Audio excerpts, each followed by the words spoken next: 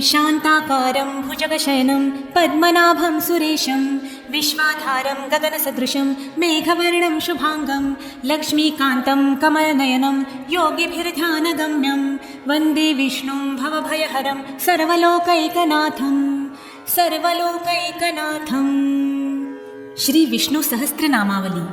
ओं विश्वस्मै नमः, ओं विष्णवे नमः, ओं वषट्काराय नमः, ओं भूतभव्यभवत्प्रभवे नमः, ओं भूतकृते नमः, ओं भूतभृते नमः, ओं भावाय नमः, ओं भूतात्मने नमः, ओं भूतभावनाय नमः, ओं पूतात्मने नमः, ओं परमात्मने नमः, ओं मुक्तानां परमगतये नमः, ओं अव्ययाय नमः, ओं पुरुषाय नमः, ओं साक्षिणे नमः, ओं क्षेत्रज्ञाय नमः, ओं अक्षराय नमः, ओं योगाय नमः, ओं योगविद्यां नेत्रे नमः, ओं प्रधानपुरुषेश्वराय नमः, ओं नारसिंहवपुषे नमः, ओं श्रीमते नमः, ओं केशवाय नमः, ओं पुरुषोत्तमाय नमः, ओं सर्वस्मै नमः, ओं शर्वाय नमः, ओं शिवाय नमः, ओं स्थाणवे नमः, ओं भूतादये नमः, ओं निधये अव्ययाय नमः, ओं संभवाय नमः, ओं भावनाय नमः,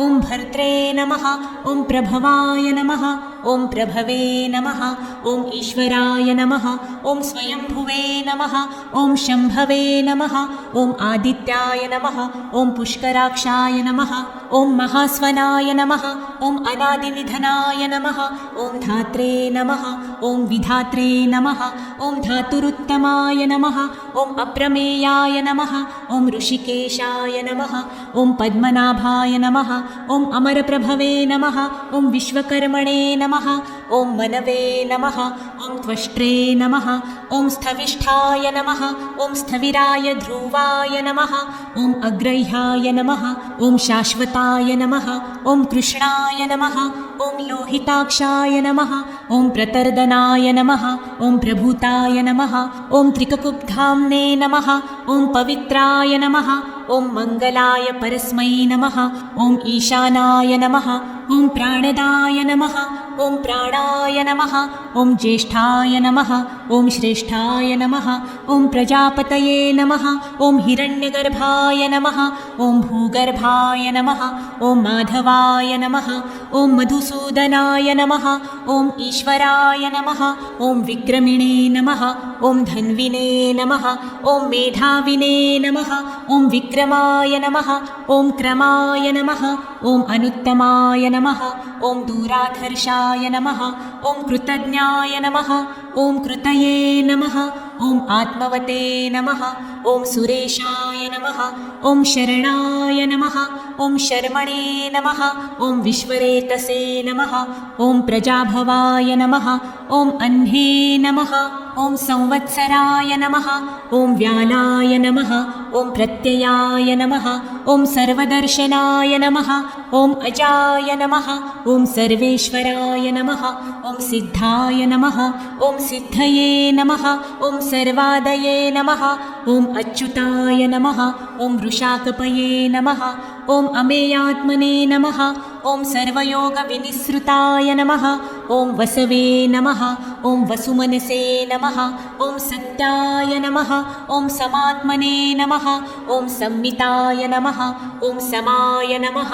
ओं अमोघाय नमः, ओं पुण्डरीकाक्षाय नमः, ओं वृषकर्मणे नमः, ओं वृषाकृतये नमः, ओं रुद्राय नमः, ओं बहुशिरसे नमः, ओं बभ्रवे नमः, ओं विश्वयोनये नमः, ओं शुचिश्रवसे नमः, ओं अमृताय नमः, ओं शाश्वतस्थाणवे नमः, ओं वरारोहाय नमः, ओं महातपसे नमः, ओं सर्वगाय नमः, ओं सर्वविद्वानवे नमः, ओं विश्वक्सेनाय नमः, ओं जनार्दनाय नमः, ओं वेदाय नमः, ओं वेदविदे नमः, ओं अव्यङ्गाय नमः, ओं वेदाङ्गाय नमः, ओं वेदविदे नमः, ओं कवये नमः, ओं लोकाध्यक्षाय नमः, ओं सुराध्यक्षाय नमः, ओं धर्माध्यक्षाय नमः, ओं कृताकृताय नमः, ओं चतुरात्मने नमः, ओं चतुर्व्यूहाय नमः, ओं चतुर्दंष्ट्राय नमः, ओं चतुर्भुजाय नमः, ॐ भ्राजिष्णवे नमः ॐ भोजनाय नमः ॐ भोक्त्रे नमः ॐ सहिष्णवे नमः ॐ जगदादिजाय नमः ॐ अनघाय नमः ॐ विजयाय नमः ॐ जेत्रे नमः ॐ विश्वयोनये नमः ॐ पुनर्वसवे नमः ॐ उपेन्द्राय नमः ॐ नामाय नमः ॐ प्रांशवे नमः ॐ अमोघाय नमः ॐ शुचये नमः ॐ ऊर्जिताय नमः ॐ अतीन्द्राय नमः ॐ सङ्गग्रहाय नमः ॐ सर्गाय नमः ॐ धृतात्मने नमः ॐ नियमाय नमः ॐ यमाय नमः ॐ वेद्याय नमः ॐ वैद्याय नमः ॐ सदायोगिने नमः ॐ वीरग्ने नमः ॐ माधवाय नमः ॐ मधवे नमः ॐ अतीन्द्रियाय नमः ॐ महामायाय नमः ॐ महोत्साहाय नमः ॐ महाबलाय नमः ॐ महाबुधाय नमः ॐ महावीराय नमः ॐ महाशक्तये नमः ॐ महाद्युतये नमः ॐ अनिर्देश्यवपुषे नमः ॐ श्रीमते नमः ॐ अमेयत्मने नमः ॐ महादिघृषे नमः ॐ महेश्वासाय नमः ॐ महीभर्त्रे नमः ॐ श्रीनिवासाय नमः ॐ सताङ्गतये नमः ॐ अनिरुद्धाय नमः ॐ सुरानन्दाय नमः ॐ गोविन्दाय नमः ॐ गोविन्दाम्पतये नमः ॐ मरीचये नमः ॐ दमनाय नमः ॐ हंसाय नमः ॐ सुपर्णाय नमः ॐ भुजगोत्तमाय नमः ॐ हिरण्यनाभाय नमः ॐ सुतपसे नमः ॐ पद्मनाभाय नमः ॐ प्रजापतये नमः ॐ अमृत्यवे नमः ॐ सर्वदृशे नमः ॐ सिंहाय नमः ॐ सन्धादते नमः ॐ सन्धिमते नमः ॐ स्थिराय नमः ॐ अजाय नमः ॐ दुर्भर्षणाय नमः ॐ शास्त्रे नमः ॐ विश्रुतात्मने नमः ॐ सुरारिघ्ने नमः ॐ गुरुवे नमः ॐ गुरुतमाय नमः ॐ धाम्ने नमः ॐ सत्याय नमः ॐ सत्यपराक्रमाय नमः ॐ निमिषाय नमः ॐ अनिमिषाय नमः ॐ स्रग्विणे नमः ॐ वाचस्पतये उदारधिये नमः ॐ अग्रण्ये नमः ॐ ग्रामण्ये नमः ॐ श्रीमते नमः ॐ न्यायाय नमः ॐ नेत्रे नमः ॐ समिरणाय नमः ॐ सहस्रमूर्ध्ने नमः ॐ विश्वात्मने नमः ॐ सहस्राक्षाय नमः ॐ सहस्रपदे नमः ॐ आवर्तनाय नमः ॐ निवृत्तात्मने नमः ॐ संवृत्ताय नमः ॐ सम्प्रमर्दनाय नमः ॐ अहस्संवर्तकाय नमः ॐ वह्नये नमः ॐ अनिलाय नमः ॐ धरणिधराय नमः ॐ सुप्रसादाय नमः ॐ प्रसन्नात्मने नमः ॐ विश्वधृषे नमः ॐ विश्वभुजे नमः ॐ विभवे नमः ॐ सत्कर्त्रे नमः ॐ सत्कृताय नमः ॐ साधवे नमः ॐ जाह्नवे नमः ॐ नारायणाय नमः ॐ नराय नमः ॐ असङ्ख्येयाय नमः ॐ अप्रमेयात्मने नमः ॐ विशिष्टाय नमः ॐ शिष्टकृते नमः ॐ शुचये नमः ॐ सिद्धार्थाय नमः ॐ सिद्धसङ्कल्पाय नमः ॐ सिद्धिदाय नमः ॐ सिद्धिसाधाय नमः ॐ वृषाहिणे नमः ॐ वृषभाय नमः ॐ विष्णवे नमः ॐ वृषपर्वणे नमः ॐ वृषोदराय नमः ॐ वर्धनाय नमः ॐ वर्धमानाय नमः ॐ विविक्ताय नमः ॐ श्रुतिसागराय नमः ॐ सुभुजाय नमः ॐ दुर्धराय नमः ॐ वाग्मिने नमः ॐ महेन्द्राय नमः ॐ वसुदाय नमः ॐ वसवे नमः ॐ नेकरूपाय नमः ॐ बृहद्रूपाय नमः ॐ शिपिविष्टाय नमः ॐ प्रकाशाय नमः ॐ ओजस्तेजोद्युतिधराय नमः ॐ प्रकाशात्मने नमः ॐ प्रतापनाय नमः ॐ रुद्धाय नमः ॐ स्पष्टाक्षराय नमः ॐ मन्त्राय नमः ॐ चन्द्रांशवे नमः ॐ भास्करद्युतये नमः ॐ अमृतां शुद्धवाय नमः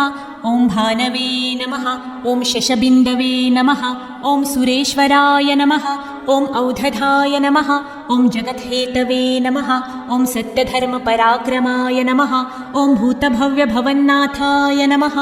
ॐ पवनाय नमः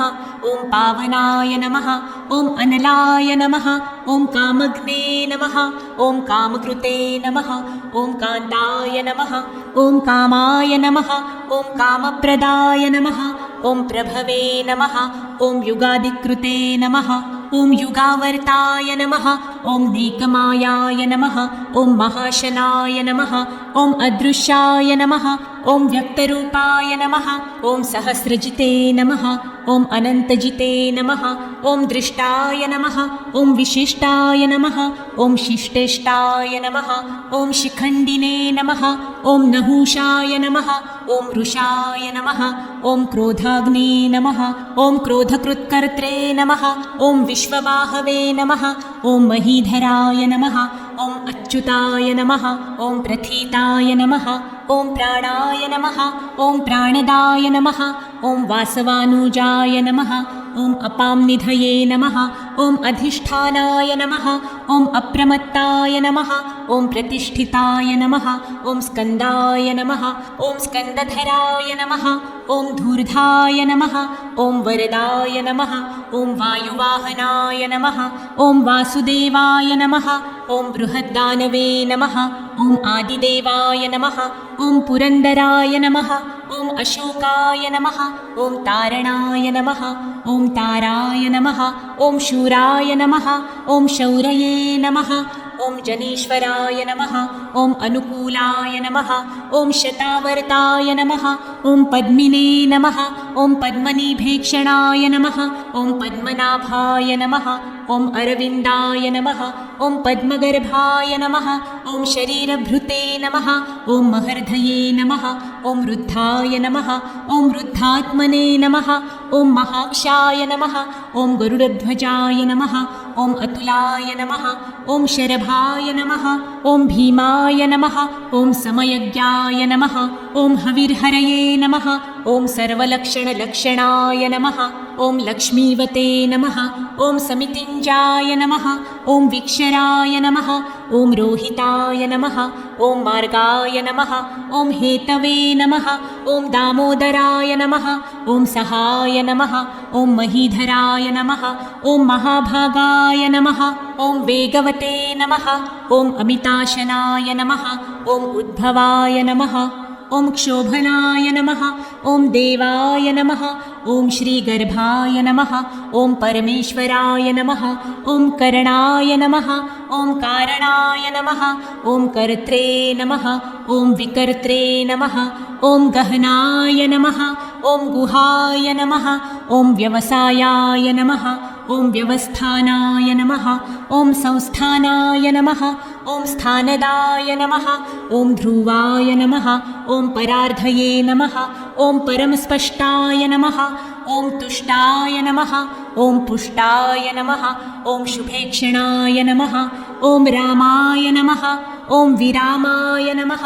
ॐ विरजाय नमः ॐ मार्गाय नमः ॐ नेयाय नमः ॐ नयाय नमः ॐ अनयाय नमः ॐ वीरायै नमः ॐ शक्तिमतां श्रेष्ठायै नमः ॐ धर्मायै नमः ॐ धर्मविदुत्तमायै नमः ॐ वैकुण्ठायै नमः ॐ पुरुषायै नमः ॐ प्राणायै नमः ॐ प्राणदायै नमः ॐ प्रणवायै नमः ॐ पृथवे नमः ॐ हिरण्यगर्भायै नमः ॐ शत्रुघ्नायै नमः ॐ व्याप्तायै नमः ॐ वायवे नमः ॐ अघोक्षजायै नमः ॐ ऋतवे नमः ॐ सुदर्शनायै नमः ॐ कालायै नमः ॐ परमेष्ठिने नमः ॐ परिग्रहाय नमः ॐ उग्राय नमः ॐ संवत्सराय नमः ॐ दक्षाय नमः ॐ विश्रामाय नमः ॐ विश्वदक्षिणाय नमः ॐ विस्ताराय नमः ॐ स्थावरस्थाणवे नमः ॐ प्रमाणाय नमः ॐ बीजमव्ययाय नमः ॐ अर्थाय नमः ॐ अनर्थाय नमः ॐ महाकोशाय नमः ॐ महाभोगाय नमः ॐ महाधनाय नमः ॐ अनिर्विणनाय नमः ॐ स्थविष्ठाय नमः ॐ अभूवे नमः ॐ धर्मयूपाय नमः ॐ महामखाय नमः ॐ नक्षत्रनेमये नमः ॐ नक्षत्रिणे नमः ॐ क्षमाय नमः ॐ क्षामाय नमः ॐ समिहनाय नमः ॐ यज्ञाय नमः ॐ ईजाय नमः ॐ महेजाय नमः ॐ कृतवे नमः ॐ सत्राय नमः ॐ सताङ्गतये नमः ॐ सर्वदर्शिने नमः ॐ विमुक्तात्मने नमः ॐ सर्वज्ञाय नमः ॐ ज्ञानमुत्तमाय नमः ॐ सुव्रताय नमः ॐ सुमुखाय नमः ॐ सूक्ष्माय नमः ॐ सुघोषाय नमः ॐ सुखदाय नमः ॐ सुहृदे नमः ॐ मनोहराय नमः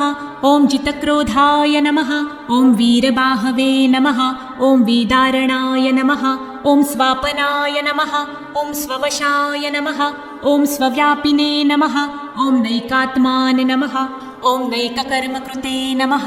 ॐ वत्सराय नमः ॐ वत्सलाय नमः ॐ वत्सिने नमः ॐ रत्नगर्भाय नमः ॐ धनेश्वराय नमः ॐ धर्मगुपे नमः ॐ धर्मकृते नमः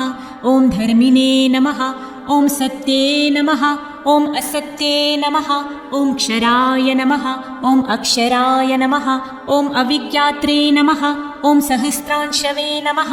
ॐ विधात्रे नमः ॐ कृतलक्षणाय नमः ॐ गभस्तिनेमये नमः ॐ सत्वस्थाय नमः ॐ सिंहाय नमः ॐ भूतमहेश्वराय नमः ॐ आदिदेवाय नमः ॐ महादेवाय नमः ॐ देवेशाय नमः ॐ देवभृद्दुरवे नमः ॐ उत्तराय नमः ॐ गोपतये नमः ॐ गोप्त्रे नमः ॐ ज्ञानगम्याय नमः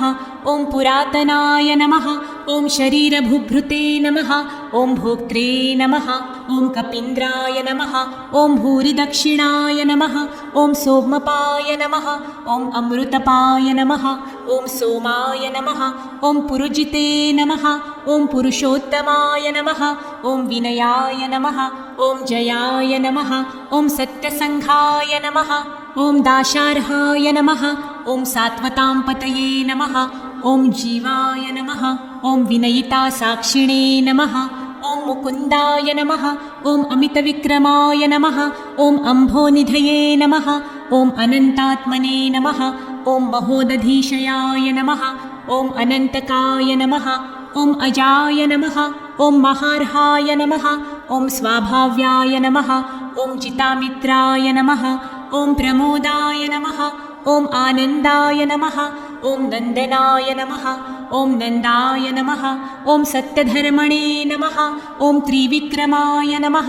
ॐ महर्षकपिलाचार्याय नमः ॐ कृतज्ञाय नमः ॐ मेदिनीपतये नमः ॐ त्रिपदाय नमः ॐ त्रिदशाध्यक्षाय नमः ॐ महाशृङ्गाय नमः ॐ कृतान्तकृते नमः ॐ महावराहाय नमः ॐ गोविन्दाय नमः ॐ सुषेणाय नमः ॐ कनकाङ्गिने नमः ॐ गुह्याय नमः ॐ गम्भीराय नमः ॐ गहनाय नमः ॐ गुप्ताय नमः ॐ चक्रगदाधराय नमः ॐ वेधसे नमः ॐ स्वाङ्गाय नमः ॐ अजिताय नमः ॐ कृष्णाय नमः ॐ द्रूढाय नमः ॐ सङ्कर्षणच्युताय नमः ॐ वरुणाय नमः ॐ वारुणाय नमः ॐ वृक्षाय नमः ॐ पुष्कराक्षाय नमः ॐ महामनसे नमः ॐ भगवते नमः ॐ भगग्ने नमः ॐ आनन्दिने नमः ॐ वनमालिने नमः ॐ हलायुधाय नमः ॐ आदित्याय नमः ॐ ज्योतिरादित्याय नमः ॐ सहिष्णुवे नमः ॐ गतिसत्तमाय नमः ॐ सुधन्वने नमः ॐ खण्डपराशवे नमः ॐ दारुणाय नमः ॐ द्रविणप्रदाय नमः ॐ दिवस्पृशे नमः ॐ सर्वदृग्व्यासाय नमः ॐ वाचस्पतये अयोनिजाय नमः ॐ त्रिसाम्ने नमः ॐ सामगाय नमः ॐ साम्ने नमः ॐ निर्वाणाय नमः ॐ भेषजाय नमः ॐ भीषजे नमः ॐ सन्न्यासकृते नमः ॐ शमाय नमः ॐ शान्ताय नमः ॐ निष्ठायै नमः ॐ शान्त्यै नमः ॐ परायणाय नमः ॐ शुभाङ्गाय नमः ॐ शान्तिदाय नमः ॐ स्रष्ट्रे नमः ॐ कुमुदाय नमः ॐ कुवलेशाय नमः ॐ गोहिताय नमः ॐ गोपतये नमः ॐ गोप्त्रे नमः ॐ वृषभाक्षाय नमः ॐ वृषप्रियाय नमः ॐ अनिवर्तिने नमः ॐ निवृत्तात्मने नमः ॐ संक्षेप्त्रे नमः ॐ क्षेमकृते नमः ॐ शिवाय नमः ॐ श्रीवत्सवक्षे नमः ॐ श्रीवासाय नमः ॐ श्रीपतये नमः ॐ श्रीमताम्बराय नमः ॐ श्रीदाय नमः ॐ श्रीशाय नमः ॐ श्रीनिवासाय नमः ॐ श्रीनिधये नमः ॐ श्रीविभावनाय नमः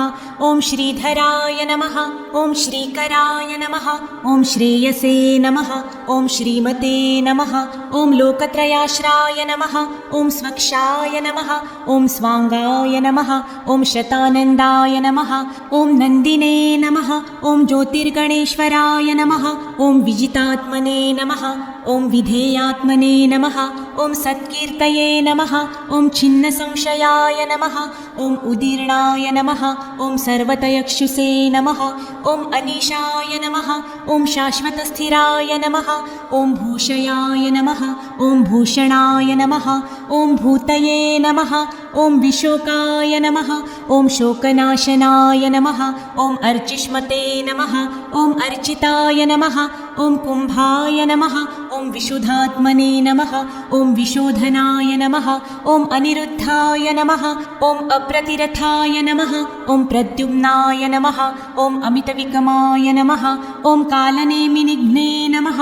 ॐ वीराय नमः ॐ शौरये नमः ॐ शूरजनेश्वराय नमः ॐ त्रिलोकात्मने नमः ॐ त्रिलोकेशाय नमः ॐ केशवाय नमः ॐ केशिघ्ने नमः ॐ हरये नमः ॐ कामदेवाय नमः ॐ कामपालाय नमः ॐ कामिने नमः ॐ कान्ताय नमः ॐ कृतागमाय नमः ॐ अनिर्देशवपुषे नमः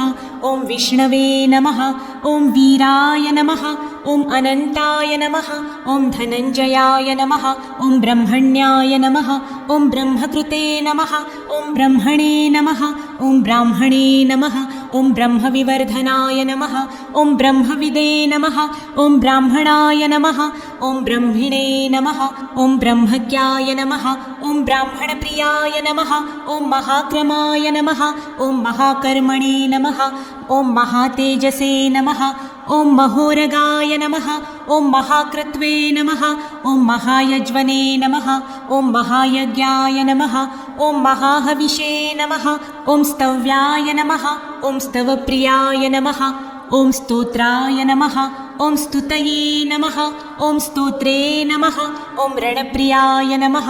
ॐ पूर्णाय नमः ॐ पूरयित्रे नमः ॐ पुण्याय नमः ॐ पुण्यकीर्तये नमः ॐ अनामयाय नमः ॐ मनोजवाय नमः ॐ तीर्थकराय नमः ॐ वसुरेतसे नमः ॐ वसुप्रदाय नमः ॐ वासुदेवाय नमः ॐ वसवे नमः ॐ वसुमनसे नमः ॐ हविषे नमः ॐ हविः नमः ॐ सद्गतये नमः ॐ सत्कृतये नमः ॐ सत्तायै नमः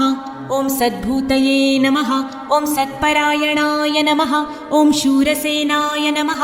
ॐ यदुश्रेष्ठाय नमः ॐ सन्निवासाय नमः ॐ सूयामुनाय नमः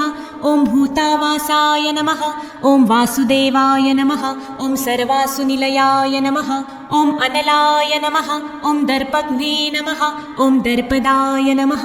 ॐ तृप्ताय नमः ॐ दूर्धराय नमः ॐ अपराजिताय नमः ॐ विश्वमूर्तये नमः ॐ महामूर्तये नमः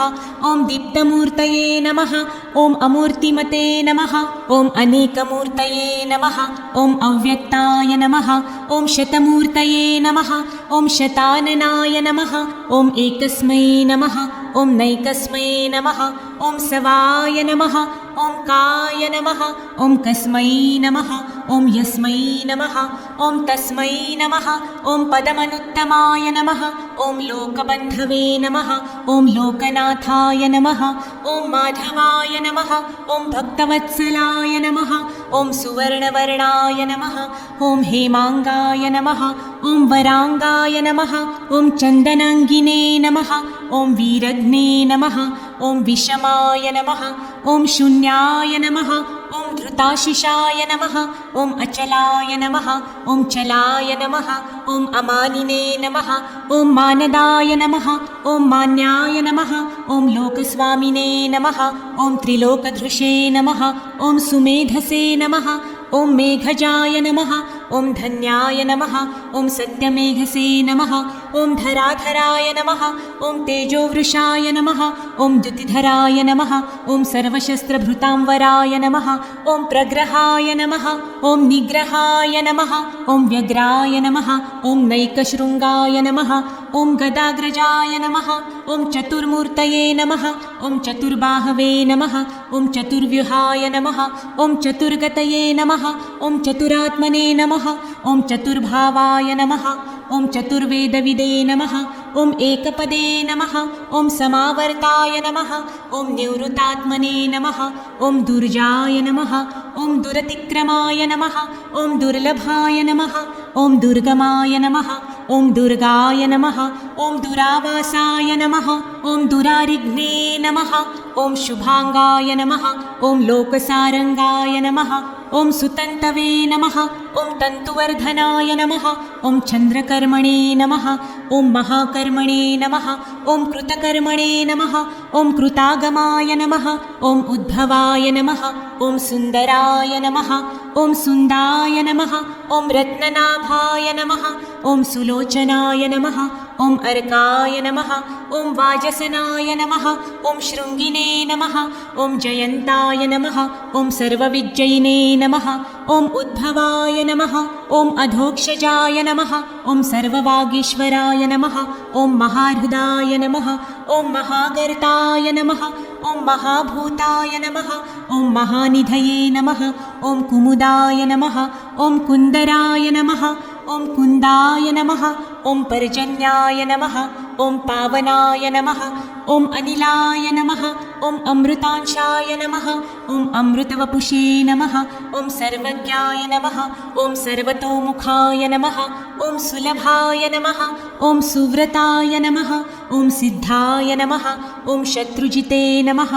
ॐ शत्रुतापनाय नमः ॐ न्यग्रोधाय नमः ॐ उदुम्बराय नमः ॐ अश्वत्थाय नमः ॐ चाणुरान्ध्रनिषुदनाय नमः ॐ सहस्र अर्चिषे नमः ॐ सप्तजिह्वाय नमः ॐ सप्तैधसे नमः ॐ सप्तवाहनाय नमः ॐ अमूर्तये नमः ॐ अनघाय नमः ॐ अचिन्त्याय नमः ॐ भयकृते नमः ॐ भयनाशनाय नमः ॐ अणवे नमः ॐ बृहते नमः ॐ कृशाय नमः ॐ स्थूलाय नमः ॐ गुणभृते नमः ॐ निर्गुणाय नमः ॐ महते नमः ॐ अधृताय नमः ॐ स्वधृताय नमः ॐ स्वायाय नमः ॐ प्राग्वंशाय नमः ॐ वंशवर्धनाय नमः ॐ भारभृते नमः ॐ कथिताय नमः ॐ योगिने नमः